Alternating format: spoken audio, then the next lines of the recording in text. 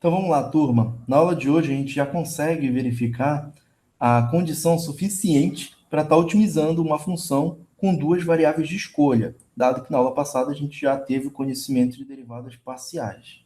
Então aqui a gente vai estar trabalhando com uma função objetivo. Lembrem que função objetivo é aquela no qual a gente quer encontrar valores ótimos para ela, com duas variáveis de escolha. Então o procedimento para a gente estar adotando para otimizar essa função é a que a gente viu nas nossas aulas passadas, que a condição necessária é que a derivada parcial em relação às variáveis x tem que ser igual a zero e a derivada parcial na função em relação a y também tem que ser igual a zero. Agora, qual vai ser a condição suficiente para que a gente consiga determinar que os nossos valores críticos são máximo, mínimo ou, quem sabe, ponto de inflexão e ponto de sela? O que a gente pode estar verificando é que para um mínimo relativo, a gente tem que ter as derivadas parciais de segunda ordem, f, x e o f, y devem ser maiores do que zero.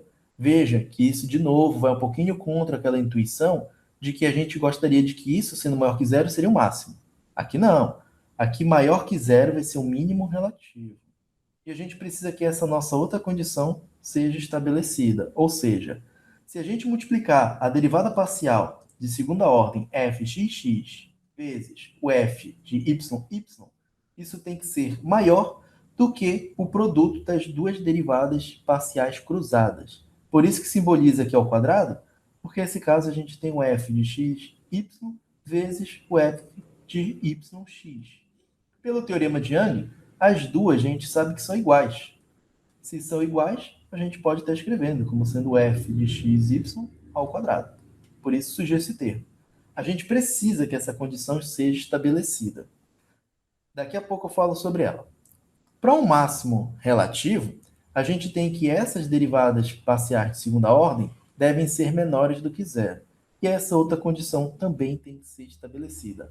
Notem que essa condição aqui, para os dois casos, é a mesma. Por quê? Aqui não está no slide, mas vocês podem se perguntar, professor, aqui o senhor falou que as derivadas parciais de segunda ordem têm que ser maiores do que zero e também terem que ser menores que zero. Se for maior que zero, a gente tem o mínimo, se for menor que zero, a gente tem o máximo. Mas se a gente tiver o f de xx ou a gente tem o f de yy, eles sendo igual a zero.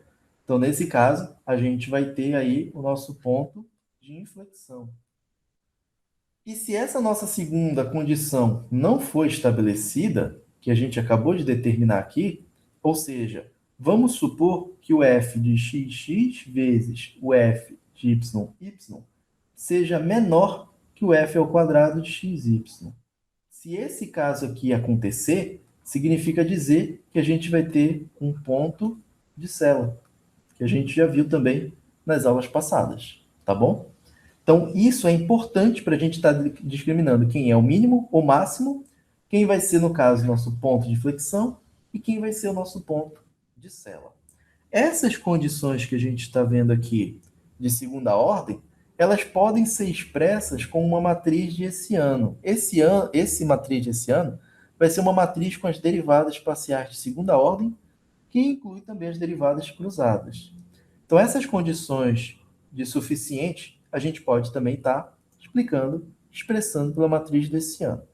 Vejam que essa nossa formalização pela matriz desse ano é a mesma coisa que a gente listou aqui em cima, tá bom? Só que a gente tem agora uma função, uma notação matricial para representar essa nossa condição suficiente.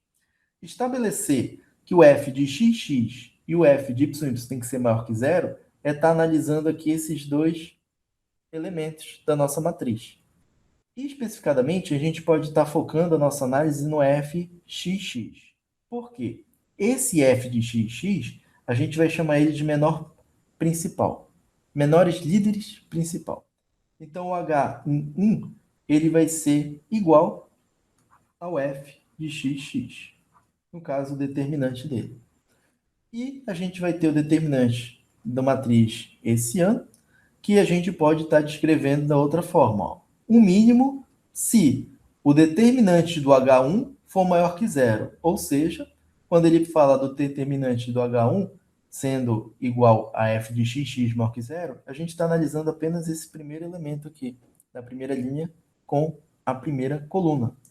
E a gente precisa que esse determinante seja maior que zero da matriz desse ano, ou seja, o determinante dessa matriz de ordem 2. Para a gente ter o máximo, a gente espera ter o f de xx menor que zero. E também essa outra condição tem que ser estabelecida. Vamos estar agora fazendo a nossa referência aqui de cima, como acontece aqui embaixo na forma matricial.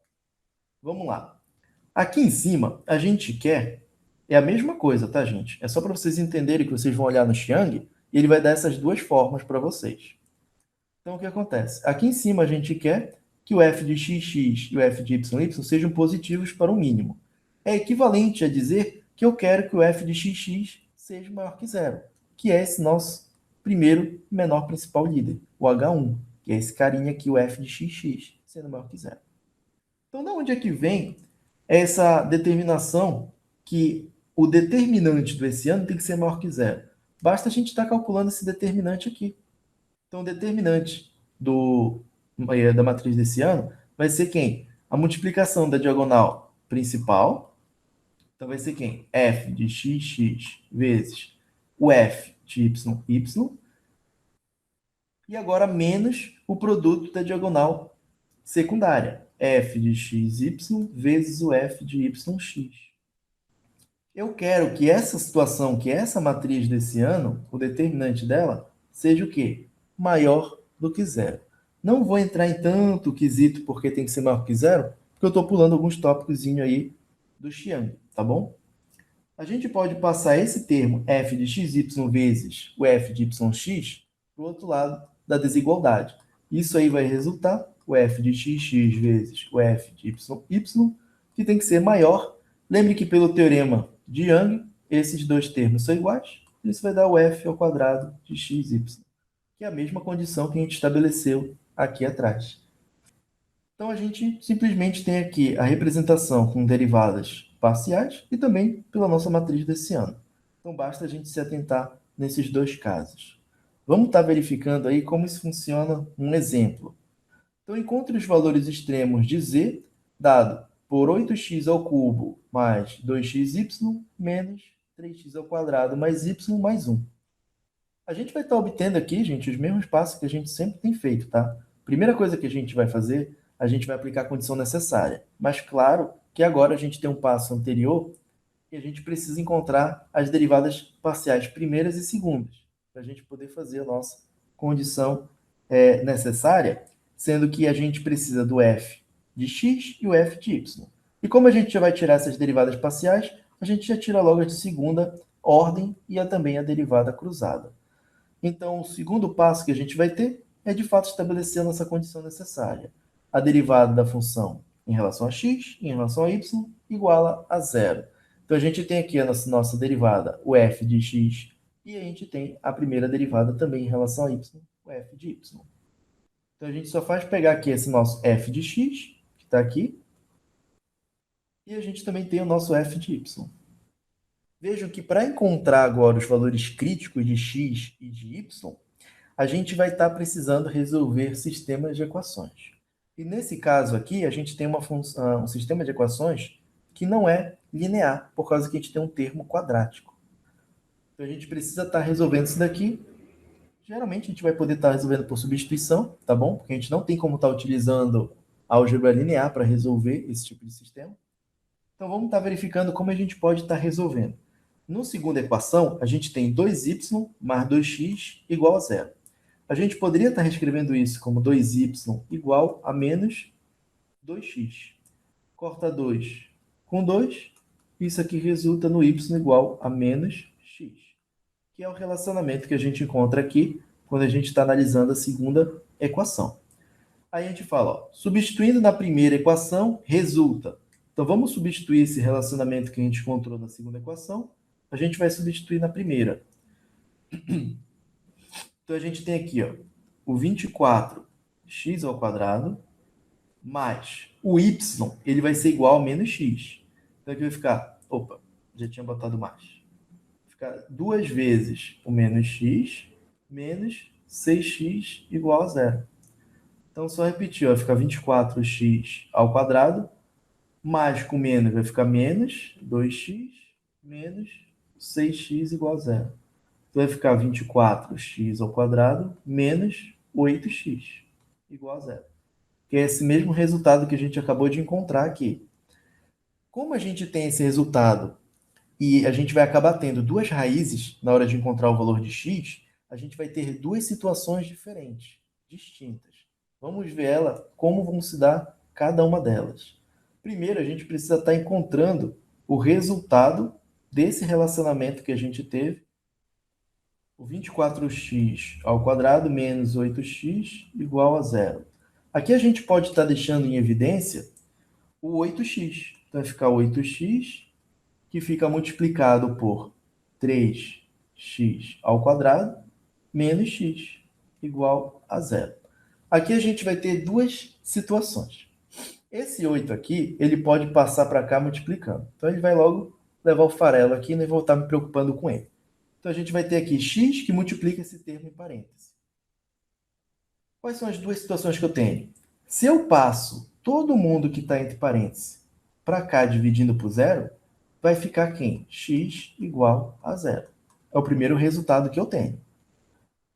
O segundo resultado que eu tenho é se eu passo agora o x para o outro lado, dividindo zero. Isso vai fazer que sobre quem? O 3x ao quadrado menos x igual a zero. 1x igual a 1/3. Então, a gente tem duas situações. Vou chamar de um x1 igual a zero e um x2 igual a 1/3. Então, a gente tem que estar analisando quando o x foi igual a zero e quando ele foi igual a 1/3. Por quê? Isso vai fazer com que a gente tenha um outro valor associado para y. Veja que o relacionamento que a gente tem é o y igual a menos x. Então, se a gente tiver o x igual a zero, isso vai implicar que a gente tem um y também igual a zero, que foi o que a gente encontrou aqui. Agora, se a gente tem um y igual a menos x e a gente adota o x igual a 1/3, o y vai ficar igual a menos 1/3, que foi esse outro relacionamento que a gente encontrou aqui. A gente tem que estar analisando agora esses dois casos de forma separada para saber qual deles vai levar um máximo ou um mínimo nessa nossa função z. A gente já achou os candidatos, agora basta a gente aplicar a nossa condição suficiente. Então, a nossa condição suficiente vai ser dada pelo nosso passo 3, e a gente vai estar analisando as duas situações de forma separada. Primeiro, vamos analisar se ambos forem iguais a zero. Esse asterisco significa dizer que seriam valores em equilíbrio. Então, a gente tem a nossa matriz do hessiano, dada pelas nossas derivadas parciais de segunda ordem e também as derivadas parciais cruzadas. Como a gente já encontrou aqui no slide anterior, aqui, ó, a derivada parcial em relação a x é 48x menos 6.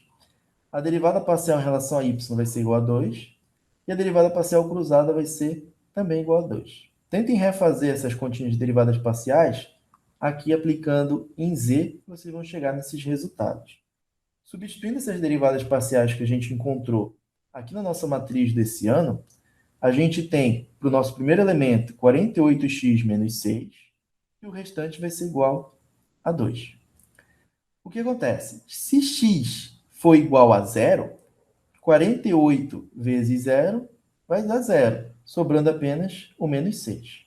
Aí aqui a gente vai estar calculando o determinante desse ano. Explica a diagonal principal, menos 6 vezes 2, menos 12. 2 vezes 2 dá 4. Para cá vem menos 4. Então, esse resultado vai dar menos 16, que é uma forma negativa. Verifiquem aí que esse determinante da matriz desse ano, ela deve ser maior que zero, por regra. Aqui a gente já tem que o f de x foi igual a menos 6. Isso aqui estaria indicando que pudesse ser quem? Um máximo. Só que a outra condição deveria ser a determinante desse ano maior que zero. E ele deu menor que zero. Falei para vocês que quando esse caso acontecer, de não ser maior que zero, e sim ser menor que zero, nós vamos ter aí um caso de ponto de Sela. Então, esse ponto de x igual a y igual a zero, ele não vai estar originando para a gente um máximo nem um mínimo, e sim um ponto de Sela. Agora vamos estar analisando os candidatos x igual a 1/3 e y igual a menos 1/3. Vamos fazer de novo aqui o caso do nosso matriz do esse ano. Preenchendo essa nossa matriz desse ano, quando a gente tiver aqui era 48x menos 6, o nosso x agora é 1/3, tá bom? Quando a gente estiver fazendo esse nosso cálculo, 48 dividido por 3 menos 6, esse resultado vai dar igual a 10. Calculando aqui esse determinante, 10 vezes 2 dá igual a 20. 2 vezes 2, para cá vem igual a menos 4. Então, isso aqui vai dar igual a 16, que é maior que zero. Então, a gente tem que o determinante da matriz desse ano é maior que zero. Opa, isso aqui está ótimo. É o que a gente esperava. Agora, como é que a gente sabe se isso aqui é o máximo ou o mínimo? A gente vai estar analisando o valor da segunda derivada parcial. Verifique que esse valor aqui da segunda derivada parcial em relação a x é igual a 10.